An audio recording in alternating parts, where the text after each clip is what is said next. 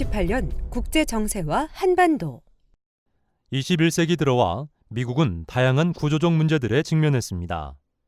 이러한 문제들을 해결하는 과정에서 미국은 글로벌 전략을 변화시켰습니다. 첫째, 미국은 과거 냉전 시기와는 달리 글로벌 초강대국 지위를 가지고 세계를 운영할 수 있는 국내의 사회적, 경제적 기반이 현저히 약화되었습니다. 냉전 개시기에 미국의 GDP는 세계 경제의 거의 절반에 근접할 정도였습니다. 그러나 21세기에 들어와 중국의 굴기 등으로 인하여 세계 경제에서 미국이 차지하는 비중은 현저하게 축소되었습니다.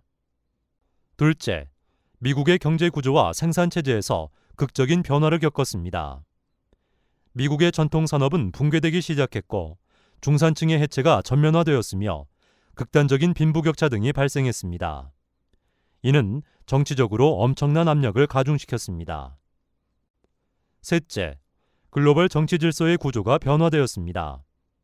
탈냉전 이후 미국이 주도하는 일극 혹은 단극 체제가 수립되었으나 2010년에서 2012년을 대략적인 기점으로 하여 미국과 중국 양국이 주도하는 일종의 이중적 위계 구조의 양상이 가시화되었습니다. 이러한 문제를 해결하기 위해 미국은 미국을 다시 위대하게 만들기 위한 전략적 고민을 진행했습니다.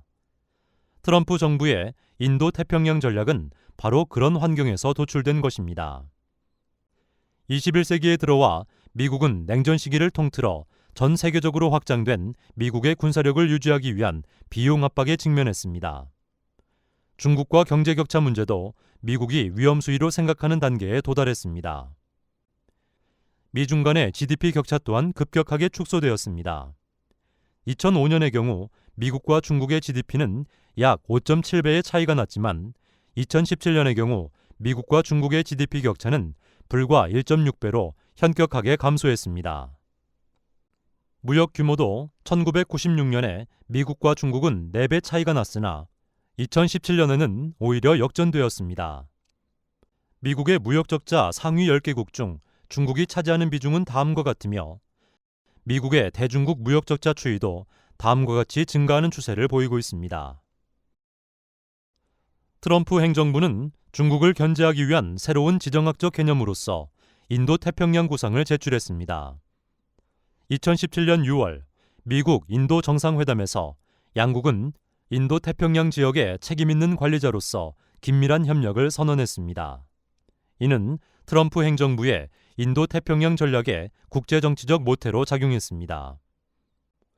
2017년 11월 미국 일본 정상회담에서 양국은 자유롭고 개방적인 인도 태평양의 실현을 위해 협력을 강화하기로 결의했습니다. 이 결의는 미일 동맹 하에서 인도 태평양 전략이 본격적으로 실행됨을 알리는 계기가 되었습니다. 인도 태평양 전략은 군사 안보적, 경제적, 지경학 및 지정학적 의지를 동시에 보유하고 있습니다. 2018년 5월 미국 태평양 사령부는 최근 그 명칭을 인도 태평양 사령부로 변경하는데 이는 미국의 대중국 견제 전략인 인도 태평양 전략 구상을 군사 전략 면에서 뒷받침하려는 의지를 보여줍니다. 지정학적으로는 인도, 파키스탄 등이 포함되는 남아시아와 한국, 중국, 일본 등이 포함되는 동아시아를 통합하였습니다. 나아가 동북아, 동남아, 남아시아, 오세아니아를 경유하는 태평양과 인도양의 대부분을 지역적으로 포괄하고 있는 전략인 것입니다. 결국 미국의 트럼프 행정부는 인도 태평양 전략이라는 새로운 지정학적 개념과 공간을 창출함으로써 한편으로는 지정학적으로 한편으로는 지경학적인 차원에서 중국의 경제적 군사적 영향력의 확대를 저지하려는 의도를 보유하고 있는 것입니다. 특히 미국의 이러한 전략은 중국의 중국몽에 기반한 1대1로 이니셔티브 구상과 중국 제조 2025에 강력하게 맞서는 방식으로 진행됩니다. 특히 미국은 중국의 중국 제조 2025에 강력하게 대응하고 있으며 이것은 2018년 하반기에 격화된 미중 관세 전쟁 및 무역 전쟁의 근간으로 작동합니다.